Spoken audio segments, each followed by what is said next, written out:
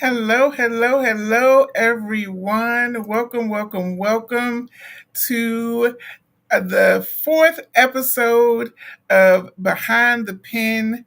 I am your host, Coach Keisha, and tonight we have a very special guest whose courage and compassion have turned into pain. I'm sorry, whose pain has turned into purpose.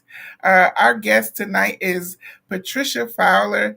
She's a 26-year overcomer of domestic violence, a board certified Christian counselor, a licensed and ordained minister, and the author of Turning a Blind Eye to Red Flags. Through her nonprofit, Pure Heart Advocacy and Awareness, she equips others to recognize warning signs and walk in freedom. If you are watching tonight, I encourage you, whether you're watching on Facebook, whether you're watching on YouTube, I encourage you to share the podcast, to send the link to somebody that you know, because tonight we're going to get into some really heavy things, but we're also rejoicing tonight because we're talking to a survivor and an overcomer. So, again, I encourage you to share. You can watch live on, whether you're watching live on YouTube, whether you're watching live on Facebook, like, share, and comment. Engage with us tonight. Drop a link, drop a comment in the comment section. We'll see it, we'll respond to it, and just engage with us. Ask questions if you would like, and let us know that you're watching so that we can shout you out and acknowledge you on tonight. So, without further ado, I would like to welcome Patricia to the show. Good evening, good Welcome. evening, good evening. Thank you so much for accepting the invitation to be on the podcast.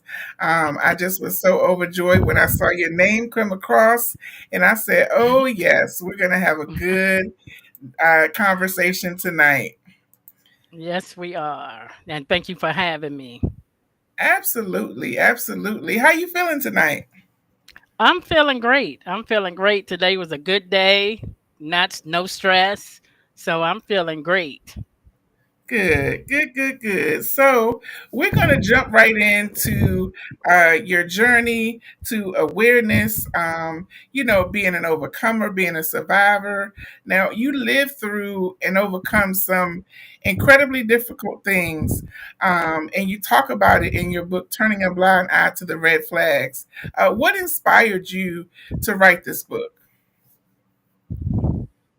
What inspired me to write this book was I thought about a lot of the things that I saw during my season of abuse that I wanted to put other people. And it could be a man, a woman, young adult getting ready to get into a relationship, somebody that's already in a relationship, somebody that's been in a relationship. But I wanted people to see that some of the things that we normalize, that we see every day, and we be like, oh, well, that's just him, that's just her, that's how they are. I wanted to point out that those are red flags of domestic violence. It's not okay and we shouldn't normalize it. I'm glad that you mentioned him, and that's just him or that's just her, because a lot of times the stigma is that only men can be offenders. Only men can, be abusers. But what I've learned over the years is that women can be abusers as well. So the title is very powerful, Oh, "Turning a Blind Eye to absolutely. the Red Flags." It's just that Mhm. Go ahead. men don't talk about it as much as women. Absolutely, absolutely. And the title is so powerful. What does "Turning a Blind Eye" mean to you now, looking back?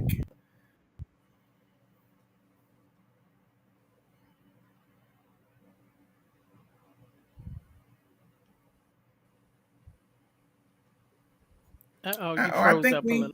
we, okay, there you are. What does I "Turning a can I can Blind hear Eye" you mean to now. you now, looking back? Now looking back, it means I saw something that was not right. I didn't like it. I know it was wrong, but I overlooked it, and I shouldn't have. And that's something that people do, and that's one of the reasons I wrote it because I want people to not overlook something. I mean, and sometimes it could be one instance of you ignoring something somebody does. For example, if your boyfriend or girlfriend, husband, wife, baby daddy, baby mama go off on you in public. That's not okay. That's a flag right there because that goes to show you one that they didn't respect you enough to deal with whatever in private, but the fact that they would do this in public and in front of people without thanking you, that's something to be concerned about.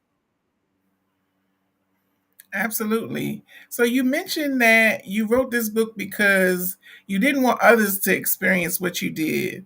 What was kind of the defining moment when you knew God was calling you to turn your pain into purpose? At a point where in my relationship where I realized that probably we had a fight. I called the police, gave him the address, told him what was happening. He snatched the phone out the wall, and the police never came. You know, when kids play on the phone and dial 911, they will usually call back and say, "Hey, is everything okay?" or come out and check. That didn't happen, and that day I knew I had to not turn my eye, but I had to think of a plan to get me and my kids out. That was my turning point. Absolutely. So when you talk about red flags, is it that we miss them or is it that we ignore them? Definitely, we ignore them. Sometimes they can be missed because people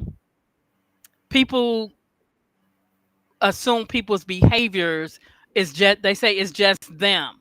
If it's something they see often, they say, "Well, that's just Tracy. That's how she is. She's loud and obnoxious all the time." But people shouldn't be like that. So sometimes it is because we miss it, and then sometimes it's because we see it and we just sweep it under the rug. We don't want to see it. That's the problem. Exactly, exactly. So, how has your faith guided your healing process over the past 26 years? Uh, if it wasn't for my faith, my pastor has this saying. He always says, "According to your faith," and for me, I believed in God way back. I can say I wasn't saved yet, but I did believe in God and I had a prayer life. That's what saved me. And then as I grew, as years went on, where I actually got saved, learned what it meant and all that, spoke it out of my mouth, got baptized in a Bible teaching church, my faith has gotten so much stronger for me to even talk about what I've been through, to share it with others because I now I look at it as if I want to be to else who I needed back then when I didn't know nothing about violence, nothing about a hotline, a counselor, nothing about confiding in someone or having an escape plan. My faith has grown for me. Like I feel like it's an obligation to me to educate people from what I went through so that I can and I not say maybe I have helped people from taking their lives or dealing with like I went through or worse.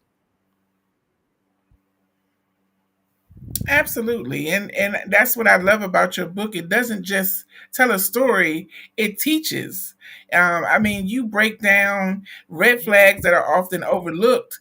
And what I want to do is just talk about some of those red flags that we often overlook. Now, you begin with moving too quickly as the first red flag. Why is that such an important one for women to recognize early? Well, I think it's important because not to say that somebody can't meet somebody and they can't hit it off right away, fall in love, get married, and everything's hunky dory. But sometimes when it's too fast, and when you feel like, when you, as women, we have to listen to our intuition, our gut, the Holy Spirit. When we feel like, oh, this is going too fast, like seem too good to be true, you have to go with that feeling, because sometimes that man or that woman may have an ulterior motive on why things are moving so fast. They need somewhere to stay. They ain't got no job. They might need a green card or what have you. But we really have to evaluate it, because we don't get to know the person. If everything is moving so fast, and for me, I can say, had I really got to know my ex, I don't know that I would have gotten married, because I've known some things that I didn't know until after I was separated. So we have to. That may not be the case for everybody, but for some people, you have to take it slow, because if you don't know a person's background, their history, how they grew up, how they deal with conflict, finances, being broke, anger. Tyler Perry say, when you meet somebody, see them in each season, good, bad, ugly, indifferent, how they gonna act. When they get mad, how they gonna respond.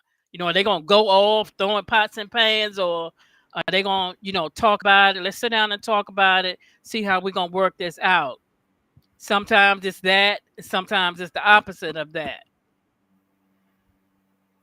Absolutely. For me as a single woman, um, discernment is my superpower.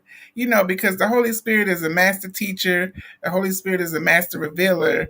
So I'm always going back, like, and if I feel something is off, I'm like, let's just pause, let's pray, let's figure this thing out. So I appreciate that.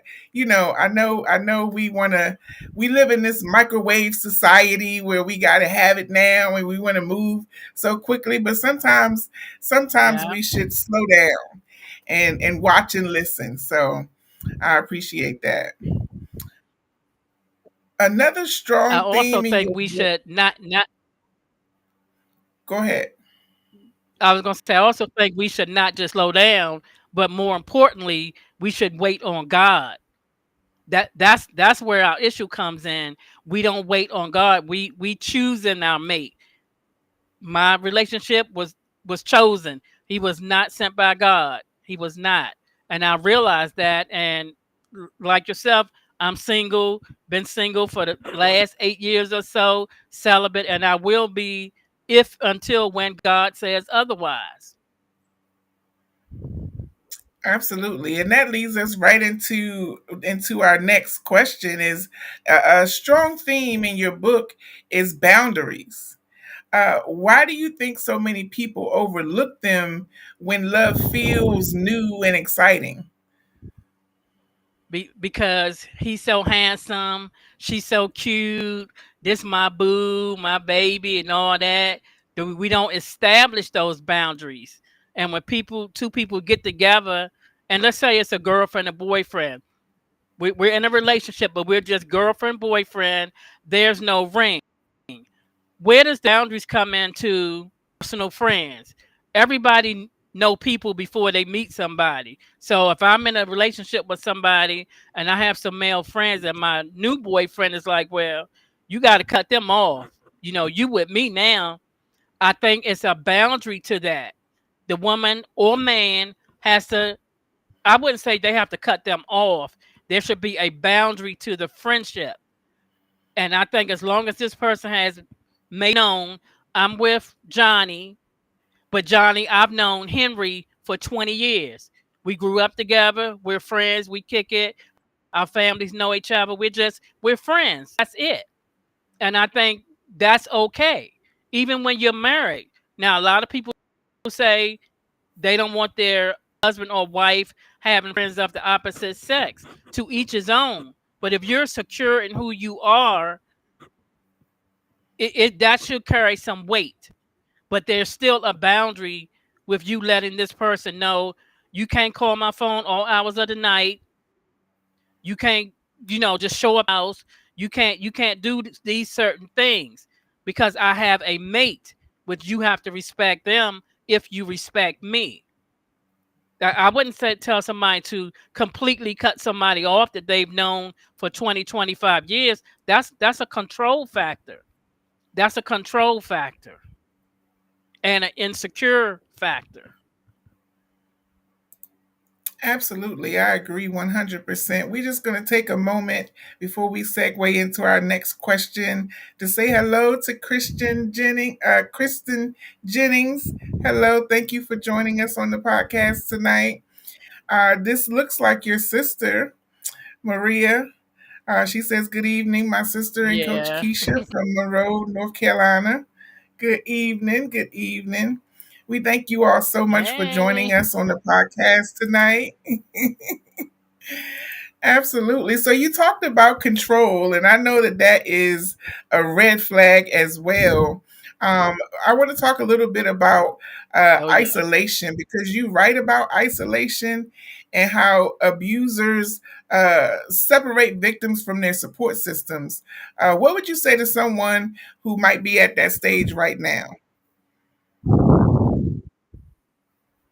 I would say to them that if their mate, because it male or female, have you away from your family, your close immediate family, your extended family. They don't allow you to have friends or they don't want you going out. You go to work, you come right back home. That's it, unless he or she says otherwise.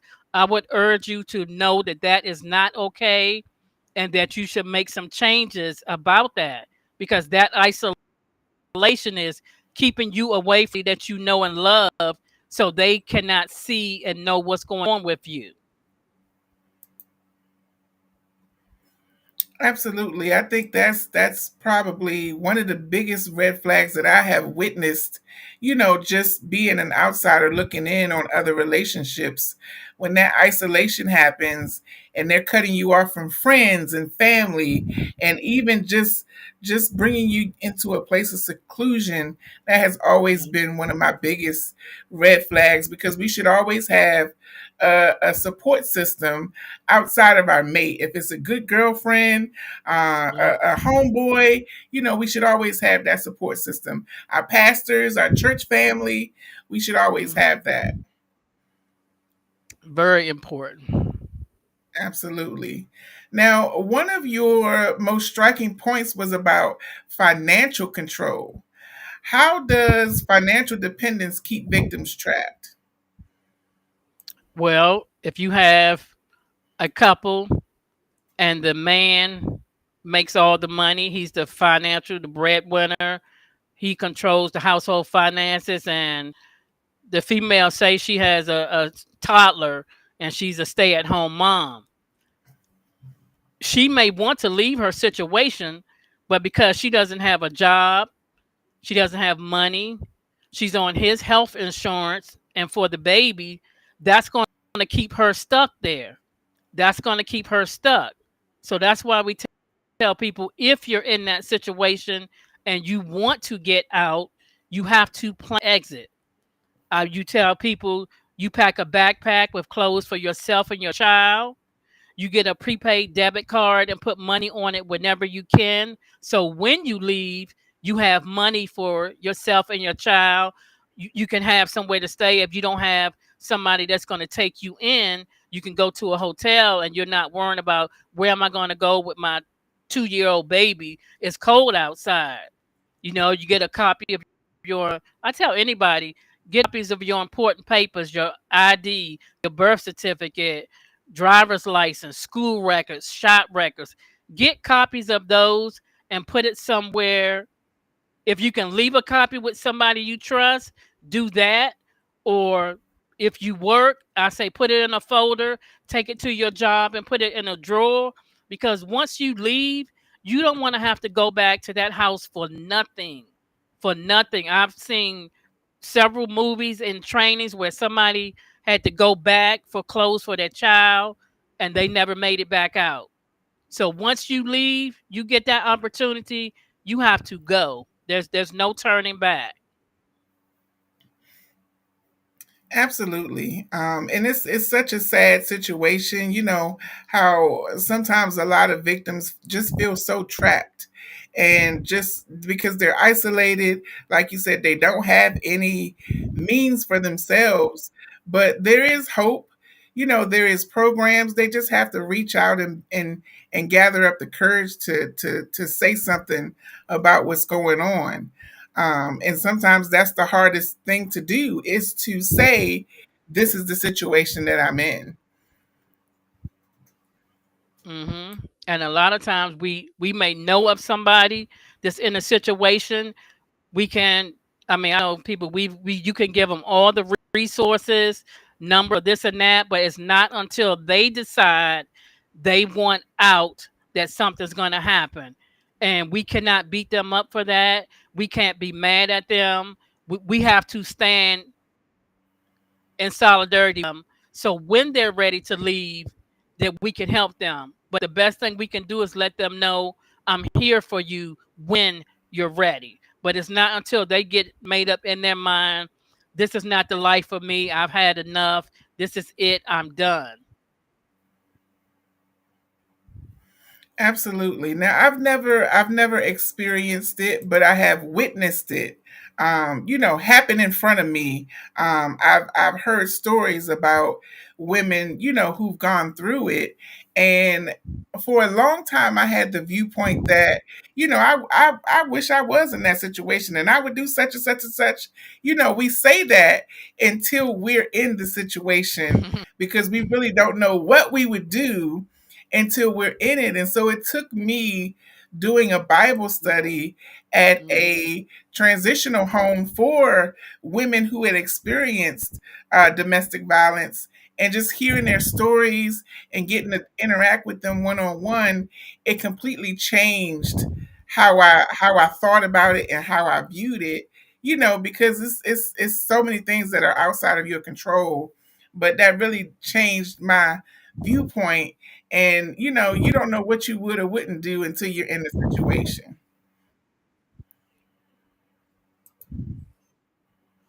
That's very true. And a lot of people say that, and what people don't realize, nobody is having walked in it before. Now I can say I know what I would do.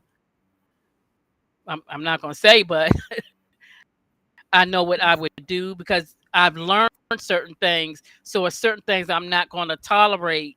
That's going to, I'm going to pay from that, or I'm going to cut it off. But we can say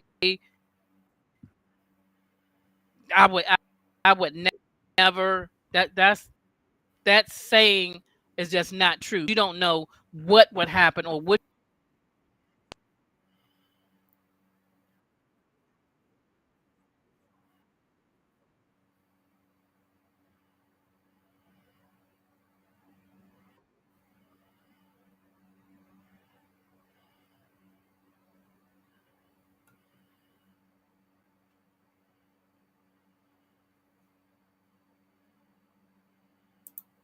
Relationship. Absolutely, absolutely. So you talked a little bit about gaslighting. um, Something many people experience but don't always identify, and can't always put a word to. How can someone know when they're being manipulated or gaslit?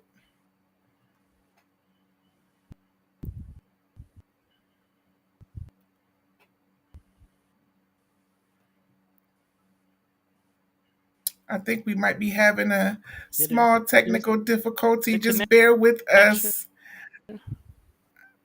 Let's see. Here we go. Yes, we are having a small technical difficulty. I'm going to give her a moment to come back in. I do appreciate you all for tuning in while she is coming back in. I want to I think the direct you to the QR connection code on the lost screen. If you take a moment now and you scan that because the QR timer code, isn't it's going moving. to take you directly to her website where you can purchase her book. You can find out more about her, her ministry, her organization, and Yes. also all the other products and books that she has available. Again, the QR code on the screen, if you scan that, if you haven't already, you can go and grab a couple of her products and then come back and let us know if you did purchase so we can give you a shout out. Also, scrolling along the bottom of the screen, you'll see all of her social media, her Facebook, her personal Facebook, her Facebook for Pure Hearts Restored, and her Instagram are scrolling along the bottom of the screen. You can definitely go and check out those things there. I do see her here. I'm gonna bring her back on and we're gonna continue the interview. Thank you so much for bearing with us. Let's bring her back on now. All right, there we are. Can you hear me?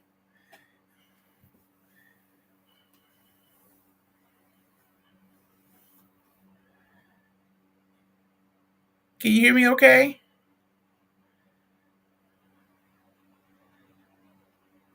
I can't hear you. All right.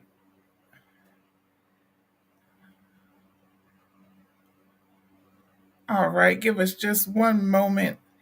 Let me take her back out here. So, again, also while you're here, you can check out some of the social media that's at the bottom of the screen as well for the VTF Collective. Um, the VTF Collective is the parent company of Behind the Pen podcast.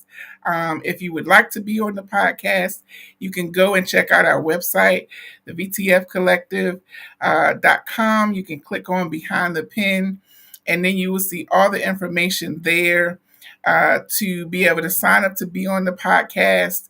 You'll be able to listen to some of the prior podcasts on Spotify, Apple, on Google Podcasts, or you can just look us up on YouTube at the VTF Collective.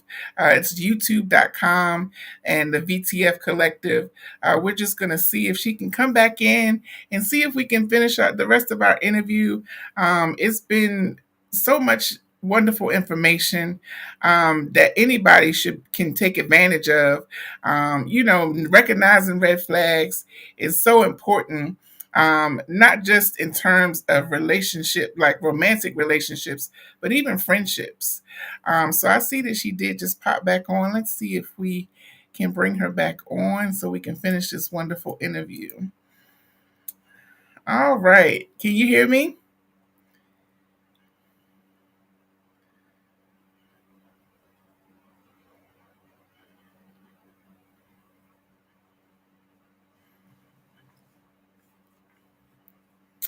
All right. I think we're okay. Can you hear me?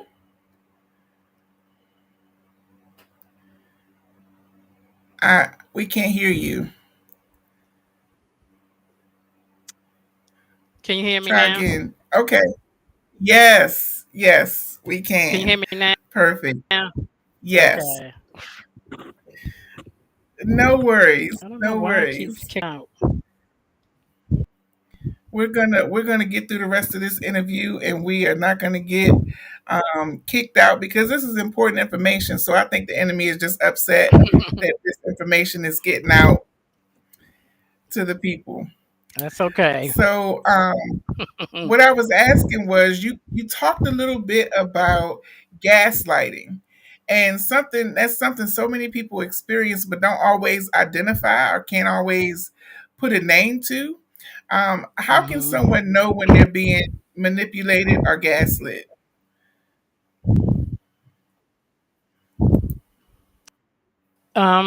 it's usually an offender does something to a victim, and the victim says they feel this way about something, that the offender will try to talk them out of thinking they feel the way they feel. Like, for example, if a man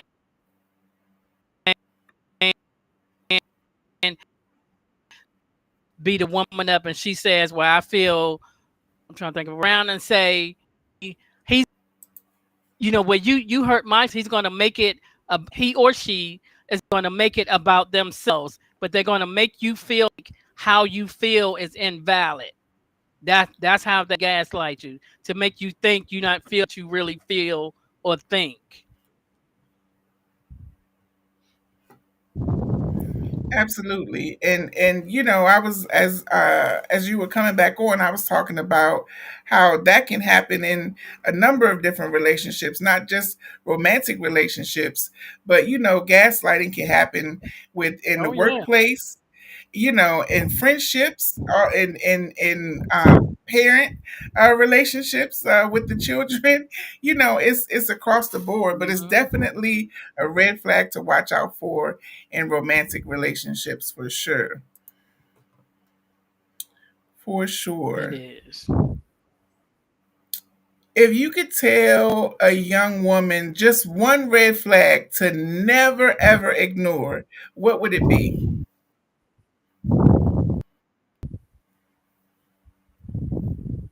I would say the way somebody talks to you, because that, to me, you could meet somebody and they could be the sweetest person, and something might happen. Now, people is a whole nother different thing. People talk to you, or how they treat you. Like, if they get angry with,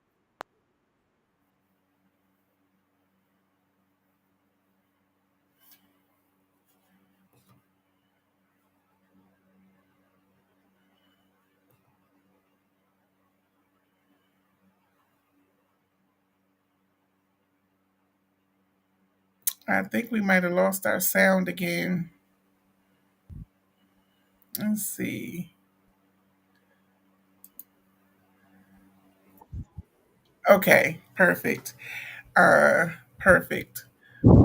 I think we lost our sound on the end of what you were saying about, if they try to make you feel a certain way.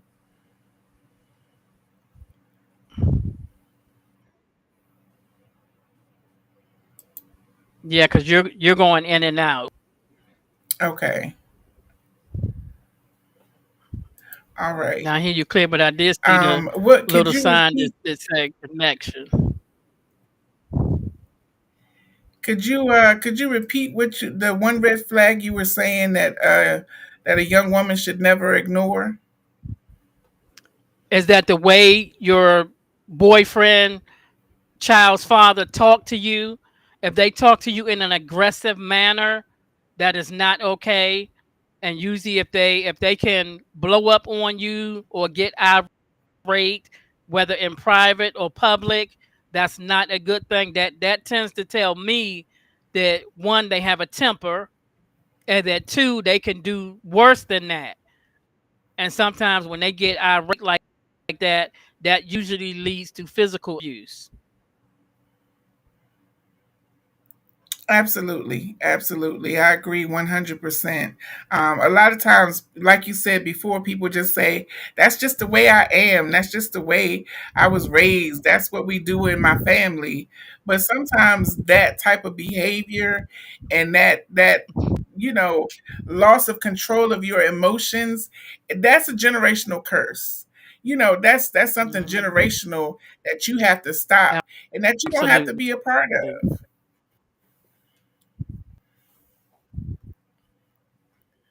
Exactly. But that all somebody's not emotionally mature to know how to deal with their anger. Everybody is entitled to get mad, but the Bible tells us, be angry, but sin not.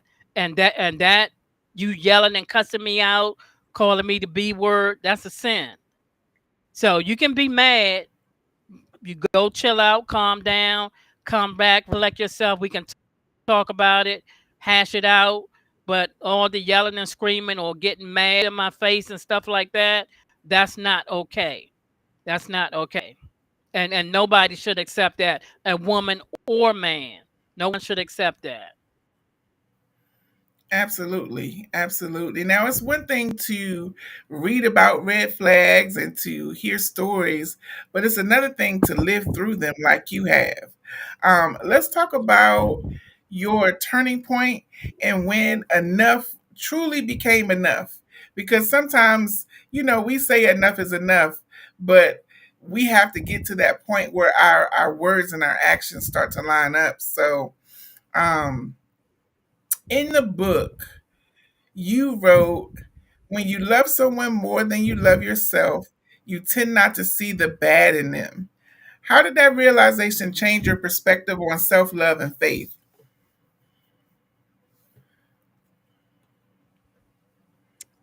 Because when more of yourself into somebody else, tend to pause and you're person, not the things they're doing.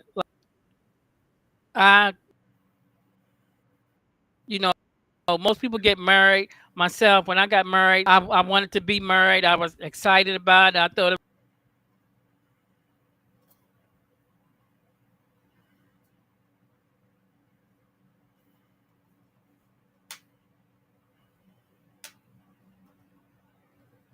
I think we might have lost you again. Let's see. Yep, I think we're just having technical difficulties and the enemy is so upset that this information is going out. Let's see. Okay, here we go. All right, here we are. The enemy is big mad. He is big mad right now. yeah, because Um, he don't want nobody to hear what they supposed to do. Absolutely, absolutely, especially with those red flags. And that was why I asked you, are we overlooking them or are we just not seeing them or ignoring them? So this information needs to go out and it will. And if not, we'll be doing Mhm. another interview to make sure that this gets out.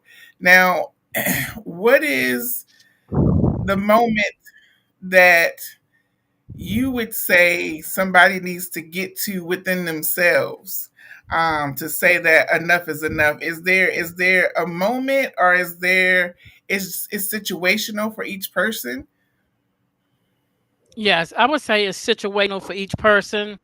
But if you are in a relationship and you're walking around on eggshells, you're scared to say things that you feel like he or she may do something, and you're just like, well, I'm not going to say nothing because I want to avoid an argument. That's that's not the thing to do, because all you're doing is allowing it to build up more. Domestic violence is a build up thing. It's like the honeymoon, up and down, up and down. So when you do stuff walking on eggshells, not addressing issues that bother you or make you upset or hurt you, you're adding fuel to the fire. I definitely would say do not do that. But everybody's situation is different. Somebody may have one incident where they have a big knockout physical fight. Somebody may just have where the person just verbally abuses them. But verbal abuse is worse than physical, because you're going to remember in your head, he said I was that. I'm never going to be anything. Nobody's ever going to want me with these kids and all those things. You're going to remember that. A black eye go away, but you can put some makeup over it. But if you have to do any of those things, that's your sign to get out. That's your sign to get out. We should not give people, and I say people, meaning he or she, opportunities to continue to abuse us, whether it's verbally, physically, financially, spiritually. People use all types of things against the other person because it's about control. It's about controlling somebody. And if a person can raise their voice at you and make you shut down, that's the control they have over you. It's happening. You need to stop it. You need to think about getting out, how you're going to get out, and work at that plan for yourself. Absolutely. I agree 100%. Now, you serve as a Christian counselor and a minister. How do you help others who are still in the place you once were? Again, it depends on where they are and where they're trying to go. Um, for example, I dealt with counsel a young lady that was um, being sexually abused and by family, and she wanted out, but because of her upbringing and the culture, a lot of abuse is culture based. People don't know that because of her culture, she don't want to hurt her family, but she know it's wrong. She knows she doesn't like it. She wants it to stop, and she has nowhere to go. The financial part, so they stay until they can get help. And like I say, when anybody gets that opportunity to go, excuse me, to go, they have to go whether you have money, clothes, leave with the clothes on your back if you have to. There's plenty agencies and organizations that can help you get clothing, that can help you get shelter or put you up in a hotel. So sometimes some people stay because it's what the family does. And a lot of people don't realize that when your family members are abusing you, they think that's okay because it's their family. The mother, the father, the brother, sister, whomever, but it's not okay, but that's what they are taught. And until you're told something different, you deal with it. You deal with it until you have that aha moment. This is it. I'm done. Absolutely. Absolutely. Now, you say knowledge is power and awareness is key. What does awareness look like in action? Mhm. Awareness look like knowing what agency in your county can help you. I don't know, every state or every county has some organization within the local government that has domestic violence services. I mean, Google is used for everything, and it's a wonder for that. You can Google wherever you live, domestic violence services in my county. Even just to have that information, to have the hotline number, that's awareness. You can call that number every anonymously if you just want to ask questions and things like that. You never have to give your name or where you live. But they also will direct you to resources if you tell them where you live in your county or state. But awareness is knowing this is not okay. If somebody grab you up by your neck and say they're playing, that's not okay. So awareness is being aware of what things are right and what things are wrong. Absolutely. I agree. Now, what role did forgiveness play in your healing process? Hmm. That forgiveness played a major because for one, today had forgiveness not been in order for myself, for the other person, we had to go that route. Uh oh, we lost the host. Okay, we had to go that I'm route still with here. forgiveness in order for me to move on. Because as long as I'm holding a grudge or saying I want to get him or do this or do that, that's not helping me. That's just making me bitter and angry, which is not what God wanted. So forgiveness was a major part of my healing. And for me, anybody that's gone through domestic violence, healing is ongoing. It's not, okay, I went to counseling for 12 years and I'm healed. Yes, that counseling for 12 years helped me, but healing is ongoing because you still can get triggered. Even though I'm licensed and I've been taught and I teach, you still can have triggers. So, but forgiveness played a major part in it in order for me to go on, in order for me to help anybody else. That had to come first. Because how can I sit down with a young woman or young man and educate them on something that I'm hating somebody for? That can't that. it wouldn't work because he's teaching them and help doing it from a wrong place, like an unpure place. Because in my head, I'm like, okay, I'm helping them, but in my heart, no, this is not good. So forgiveness was a major role in my healing mentally and verbally from both parties. It had to be verbalized to hear that, and not just I'm sorry, but I'm sorry for what I did. I'm sorry that this happened. I'm sorry that I know this happened because of this. Those things need to be said because anybody can say, I'm sorry. You sorry for what? What does that mean? Right. I apologize. You apologize for what? Speak what you did. That's what helps me. That apology that spoke what was done. And likewise. Absolutely. That's so important. Sometimes we need to hear it. And, Yeah, and that triggers another level of healing and forgiveness as absolutely. well. Your faith definitely shines through everything you do. And we can tell that there's a hope that God has allowed to grow as you have healed and as you have forgiven. Um, Yeah. for those who suspect a loved one might be in danger, what's the best way to offer support without judgment or without putting them in further danger?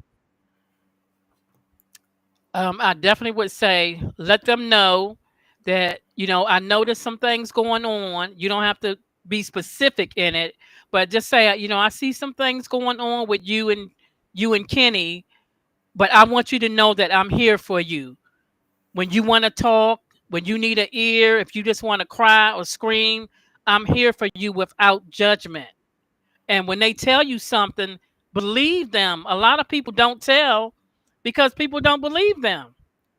And that's the worst thing you can do. And that's what sends people back to their abuser because people don't believe them. If somebody tell you somebody's hurting them, somebody touched them or whatever, believe them.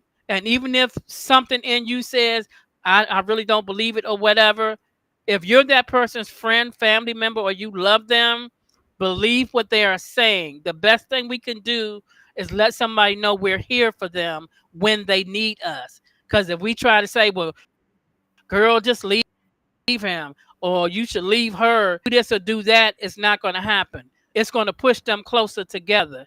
It's in their timing, and most people don't know it takes you 7 tries to leave a domestic violence relationship.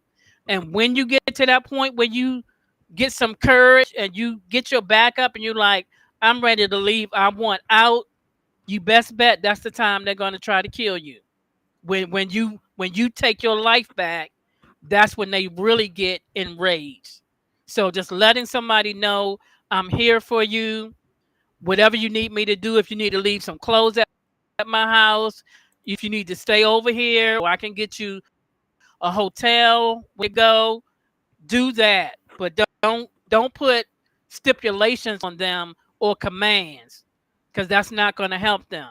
It has to be in their, just like God, his timing is perfect. It has to be in their timing when they are ready. So it's just us practicing the ministry of presence, letting them know that we're here, we're available to Yeah. help. If you need somebody to talk to, if you need me to come pick you up, because you're absolutely Mhm. right. If it doesn't happen in their time, it's probably not going to happen because then sometimes because of where we are sometimes, I know just or in general situations, if somebody tries to tell me to do something, I instantly feel like I want to do the opposite. Yeah. That's what most people do. But it's just like when we're witnessing to somebody about God, we give them the information, whether they receive it or not, that's not on you. Your job is to give it some water, some plant. God gives the increase. You give them this information, you know. Hey, I know you was going through. You told me about you and your boyfriend was fighting and y'all was going through some stuff. I got this book at a conference the other day. Why don't you just read it and leave it at that? You don't have to say this is what he was doing. This is exactly what I was talking about.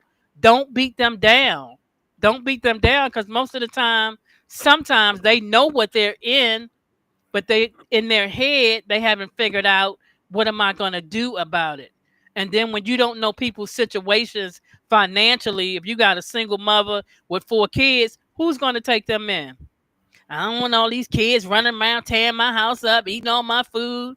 People are like that, and that's a shame, but that's it is what it is, you know. So you just have to be there for. Absolutely. A close friend of mine says, always says about the prophetic, she says, deliver the mail, let the Holy Spirit do the rest. Just Yep. deliver the mail. And so I say the same thing. Sometimes we just gotta deliver the mail, let them know that we're there, and let the Holy Spirit do the rest. That's all we can do sometimes is be there. Be a friend. Be a friend. And I think that's Absolutely. more important than anything else somebody can do is letting somebody know like I am seriously here for you. Absolutely, absolutely. So before we close out, I just want to, we always have a quick lightning round before the end where we kind of lighten the mood, and just get to know you a little bit better. Um, and there's a couple questions that I always ask, and there's one specific one that I want to ask you. But we'll start out with, are you a morning or a night person? Like, you up early in the morning, or are you a night owl? I'm a night owl. Definitely a night owl. Okay, all right. Thinking back about your journey and what you've experienced, if your life was turned into a lifetime movie, who would play the lead role? Tina Turner. Angela Bassett. Angela Bassett. I see her if I was ever in a movie, she would play the part because several movies that she has been in, I that's my life. What's Love Got to Do? Um, that Tyler Perry movie. I can't think of the name of it where she had the kids and her utilities got shut off and all that stuff. I see. Yeah, she would play my role. She would definitely play me. I could definitely see that. I could definitely see that. Uh-huh. I think Taraji is another good one who's done those emotional roles really Yes. well also. Yeah, Yeah, but Angela especially Bassett, Straw yeah. Taraji just did. Now that definitely was that was excellent. That was Yes, excellent. absolutely, absolutely. So, what's one word or phrase? Because sometimes one word just doesn't do it. That would describe your journey overall from then and now. Mm, I would say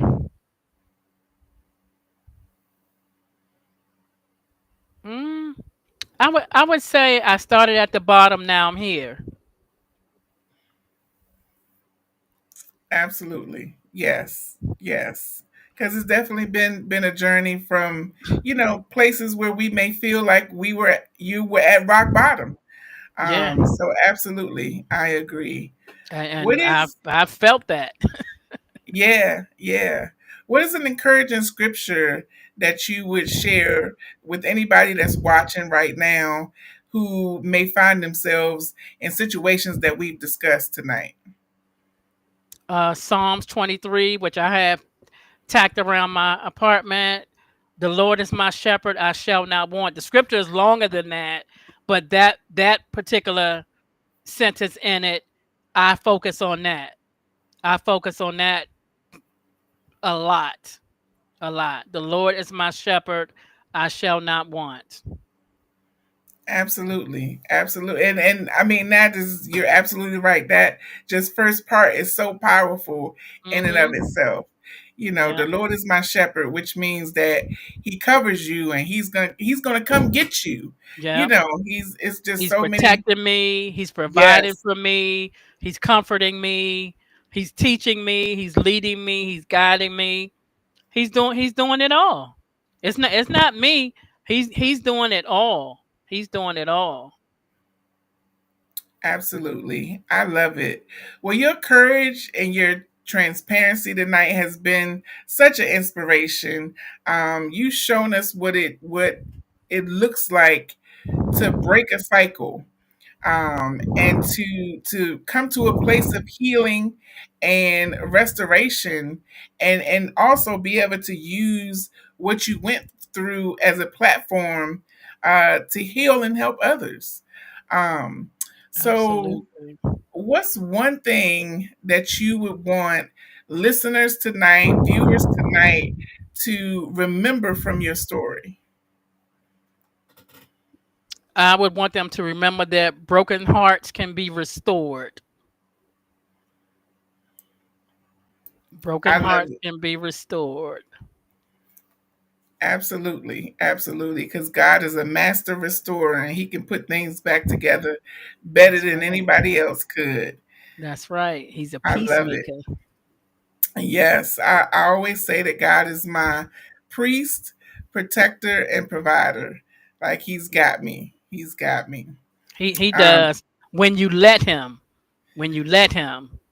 Because at one that point part.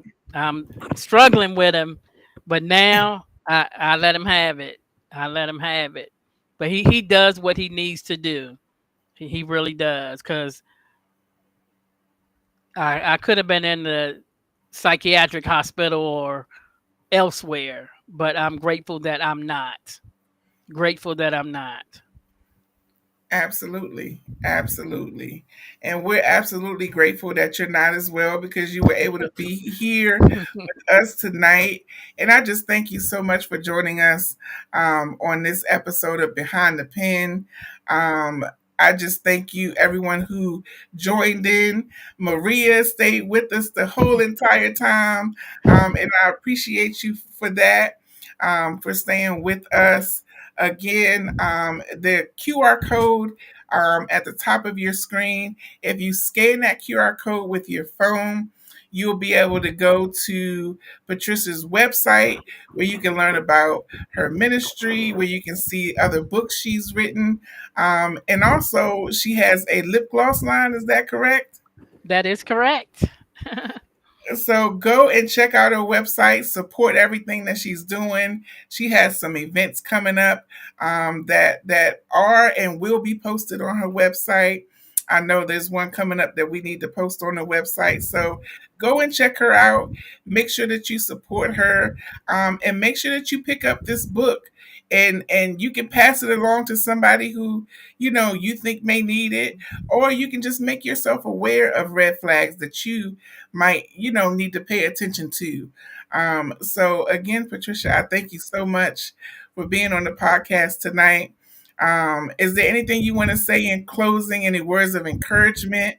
Anything that you want to minister to somebody right now? One, thank you for having me. This was awesome. I would just want to leave the audience with knowing that if you or somebody you know is going through domestic violence, whether any type of domestic violence, physical, verbal, emotional, mental, psychological, financial, please uh, allow them or encourage them to reach out and get help. Whether that's myself or anyone. There's plenty of domestic violence advocates on my page. If you go down my page, you will see plenty of them. Kathy McKnight, Bound for Better, Lisa Renee with Shift, Renee Michelle with Pain to Purpose. It's a lot of us out there. There is help. People think that there's people out there that will help them, that understand or will listen. Let me tell you, we understand, we get it, we listen, we hear you, we're here to help you, but you have to want the help.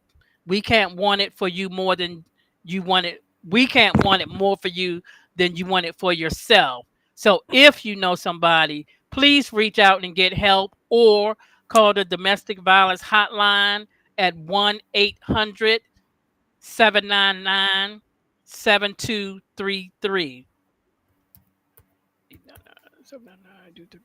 Okay, I think that was correct. But there is help. So reach out, send a message, inbox, email from the website, what have you, and we will get you some help. Oh, there goes the number. Okay. 1-800-799-7233. And that's nationwide. And then you can call it anonymously. You don't have to give your information. So please reach out and get help because life is meant to be lived happy, healthy, and free of violence. And I say that with a pure heart. Thank you. Amen. Amen.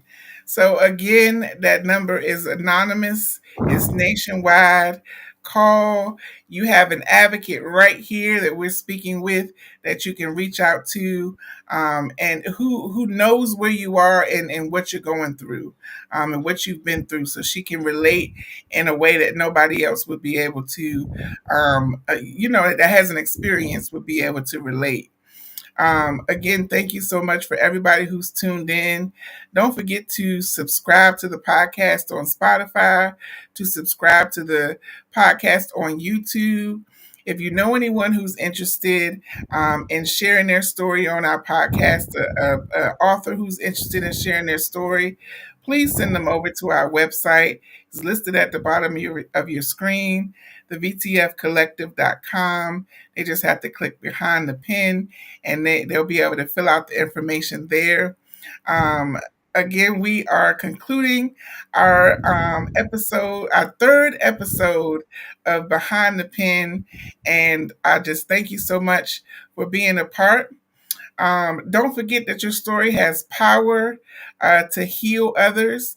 And we will see you again on Friday for another episode of Behind the Pen. Thank you so much for joining us. And everybody have a good night. Good night.